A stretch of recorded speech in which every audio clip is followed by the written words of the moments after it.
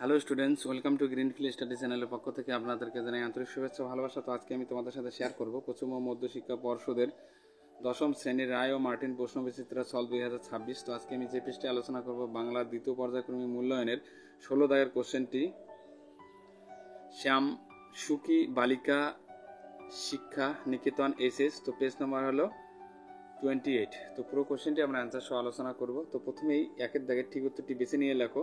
জগদীশবাবু বিরাগীকে প্রণামী দিতে চেয়েছিলেন 101 টাকা আর কি। আগে পূজ ইষ্টদেব, এখানে ইষ্টদেব হলেন অগ্নি। বজ্র শিকার মশাল জেলে আছে ভয়ঙ্কর। গিরিশ মহাপাত্রের সঙ্গে অপূর্ব পুনরায় কোথায় দেখা হয়েছিল? রেল স্টেশনে।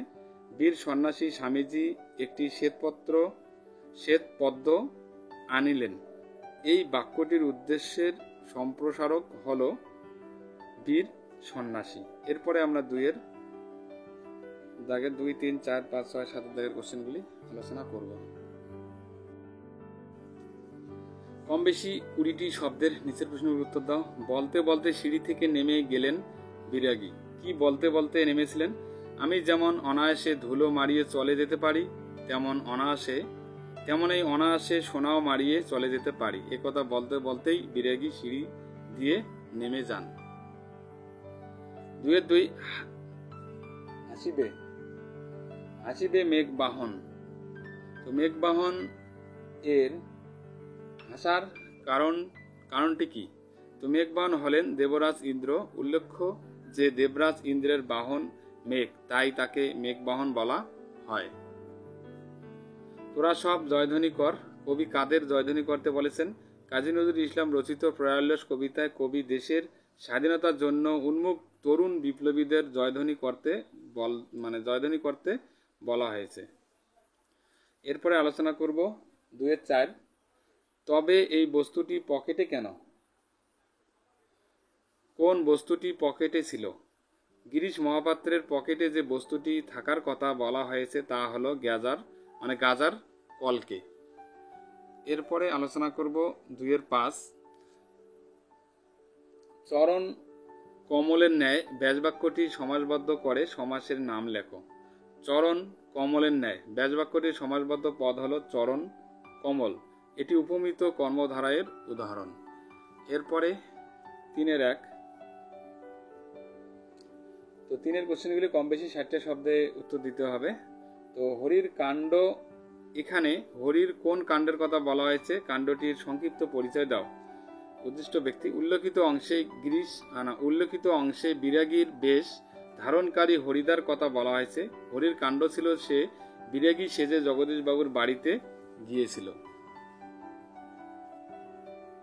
তো কাণ্ডটির সংক্ষিপ্ত পরিচয়। বিরাগীর খালি গায়ে ছিল ধবধবে সাদা উত্তরীয়, পরনে ছিল একটি ছোট থান, মাথায় শুকনো সাদা চুল, হাতে ছিল একটা ঝোলা আর পা ছিল ধুলো মাখা। তার ঝোলায় ছিল একটা গীতা। দেখে মনে হচ্ছিল যেন জগতের সীমার উপার থেকে তিনি হেঁটে চলে এসেছেন।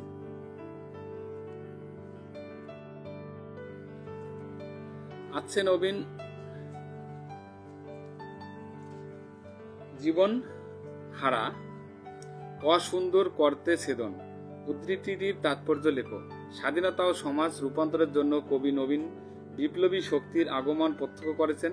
প্রলয়ের মধ্য দিয়ে ধ্বংসের রূপ ধরে তার আবির্ভাব ঘটেছে, কিন্তু সেই ধ্বংসের মধ্যেই রয়েছে সৃষ্টির সম্ভাবনা। ভাঙার মধ্য দিয়েই গড়ার প্রতিশ্রুতি থাকে। ধ্বংস যদি না হয় তবে সৃষ্টি কোনোদিন সম্ভবপর হয়ে উঠতে পারে না। চিরসুন্দরের এভাবেই আবির্ভাব ঘটে। তাই নবীনের এরূপ ধ্বংস উন্মাদনা আসলে জীবন বিমুখ অসুন্দরকে দূর করার জন্য। এরপরে আলোচনা করব আমরা 4-এর কম বেশি 150 শব্দ উত্তর দাও। নমিপুত্র পিতার চরণে করজোরে কহিলা। পিতা ও পুত্রের পরিচয় দাও। পাঠ্যাংশ অবলম্বনে পিতা ও পুত্রের কথোপকথন নিজের ভাষায় লেখো। তো এখানে পুত্রের পরিচয়। অভিষেক কাব্যাংশের প্রশ্নোদ্ধৃত অংশে পুত্র বলতে রাবণ পুত্র ইন্দ্রজিৎকে বোঝানো হয়েছে। পুত্রের বক্তব্য, প্রিয় ভাই, বীরবাহুর মৃত্যুর সংবাদ শুনে উত্তেজিত ইন্দ্রজিৎ প্রমোদ কানন ত্যাগ করে পিতা রাবণের কাছে পৌঁছান। শোকগ্রস্ত রাবণ তখন যুদ্ধ সজ্জার প্রস্তুতি নিচ্ছেন। পিতার চরণে প্রণাম করে ইন্দ্রজিৎ প্রথমেই মৃত রামচন্দ্রের পুনরুজ্জীবন লাভের বিষয়টি জানতে চান। রামচন্দ্রের এই মায়া যে তার পক্ষে বোঝা সম্ভব হয়নি তাও তিনি বলেন। তারপরেই তিনি রামচন্দ্রকে সমূলে নির্মূল করার জন্য পিতার অনুমতি প্রার্থনা করেন। তীব্র ক্রোধে বলেন যে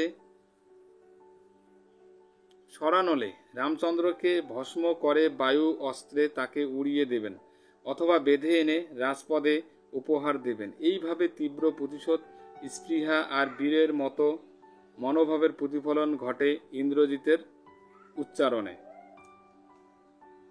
এরপরে পিতার প্রত্যুত্তর। তো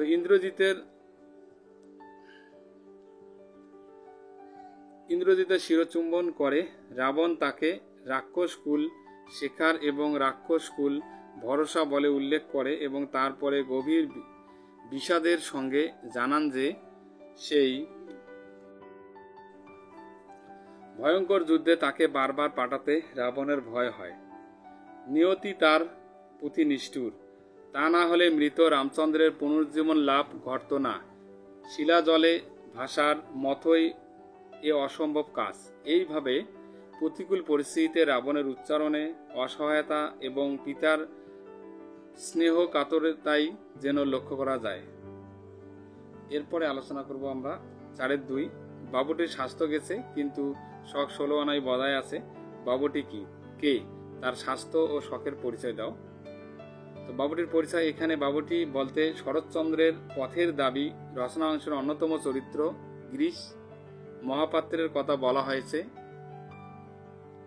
স্বাস্থ্য ও শখের পরিচয়। গিরিশ মহাপাত্রের বয়স 30-32-এর বেশি নয়।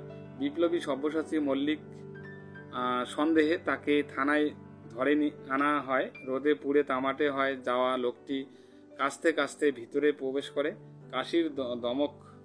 কাশির দমক দেখে আর কি মনে হয়েছিল তার আয়ু আর বেশি দিন নেই। মাথার সামনে বড় বড় চুল থাকলেও ঘাড় ও কানের কাছে চুল প্রায় ছিল না, আর চুল থেকে বেরোচ্ছিল লেবুর তেলের উগ্র গন্ধ। এর সঙ্গে মানানসই ছিল তার পোশাক ও গায়ে ছিল জাপানি সিল্কের রামধনু রঙের চুড়িদার পাঞ্জাবি। তার বুক পকেট থেকে বাঘ আঁকা একটি রুমালের কিছু অংশ দেখা যাচ্ছিল। পরনে ছিল বিলাতি মিলের কালো মকমল পাড়ের সূক্ষ্ম শাড়ি, পায়ে সবুজ রঙের ফুলমোজা যেটা হাঁটুর উপরে লাল ফিতে দিয়ে আবার বাঁধা। পায়ে ছিল বার্নিশ করা পামশু যার তলাটা আগাগোড়া লোহার নাল বাঁধানো, আর হাতে ছিল হরিণের শিঙের হাতল দেওয়া একগাছি বেতের ছড়ি। এরপরে আলোচনা করব আমরা 5-1 সিরাজউদ্দৌলা নাট্যাংশ অবলম্বনে সিরাজউদ্দৌলার চরিত্র বৈশিষ্ট্য আলোচনা করো। প্রথমত, নাট্যকার শচীন্দ্রনাথ সেনগুপ্ত তার সিরাজউদ্দৌলা নামক নাট্য দৃশ্যে ইতিহাসকে অনুসরণ করেই সিরাজউদ্দৌলার চরিত্রটি তুলে ধরেছেন। জাতীয়তাবাদী ও দেশপ্রেমী নবাব সিরাজ বাংলার স্বার্থকে সর্বোচ্চ গুরুত্ব দিয়েছেন। বাংলার দুর্দিনে তার চরমতম শত্রু মীর জাফর প্রমুখের প্রতি তিনি একত্রে থাকার অনুরোধ জানিয়েছেন। অসাম্প্রদায়িক। সিরাজের দেশত্ববোধ ছিল অসাম্প্রদায়িক।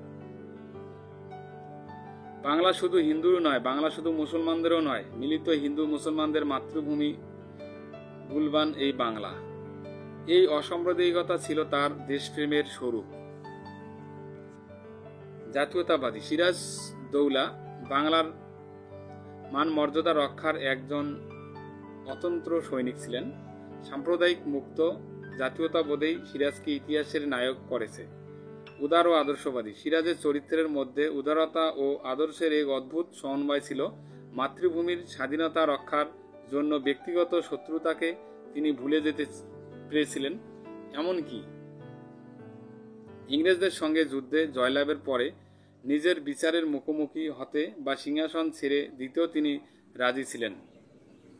যন্ত্রণা দীর্ণ ও হতাশাগ্রস্ত আদর্শের আড়ালে অবশ্য আর এক সিরাজকে পাওয়া যায়, যিনি সমালোচনা নয় ক্ষতবিক্ষত রক্তাক্ত। সিরাজ বেগম লুৎফাকে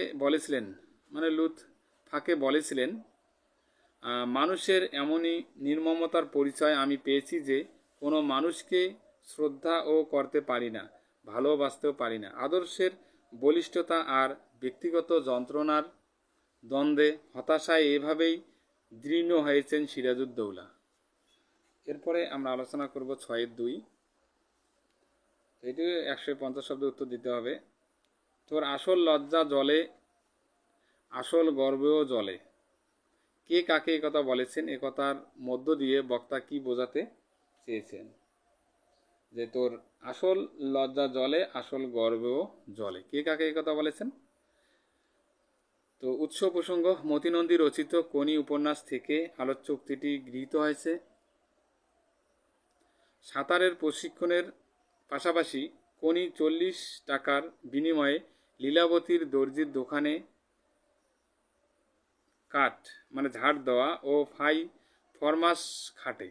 একদিন অমিয়া ওই দোকানে ব্লাউজ করাতে এসেছিল। কোনিকে সেখানে দেখে অমিয়া বলেছিল, তুই এখানে ঝিয়ের কাজ করিস? এই কথায় কোনি অত্যন্ত লজ্জিত অপমানিত বোধ করে। ক্ষিতীশকে একথা জানালে ক্ষিতীশ তাকে সান্ত্বনা দিতে এই উক্তিটি করেছেন আর কি। বক্তা ক্ষিতীশ কোনির সম্ভাবনাময় সাঁতারু, তার সম্পর্ক জলের সঙ্গে, যার যেখানে অবস্থান তার লজ্জা এবং সম্মান সেখানেই। একজন ক্রিকেটার বা ফুটবলার সম্মান, লজ্জা, গর্ব সবকিছু খেলার মধ্যেই বা খেলার মাঠেই। দোকানে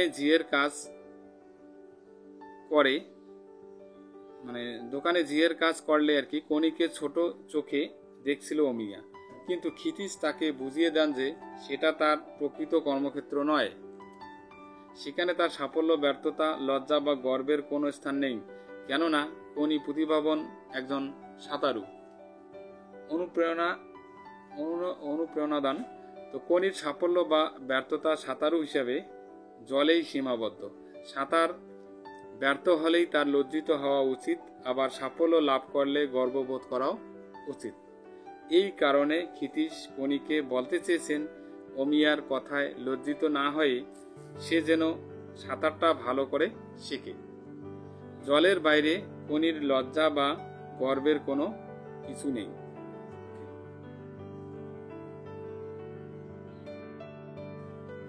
এরপরে আলোচনা করব 7 দাগের চলভাষের ভালো মন্দ বিষয়ে সংবাদপত্রে একটি প্রতিবেদন রচনা করো। এখন এটি আমরা আলোচনা করব।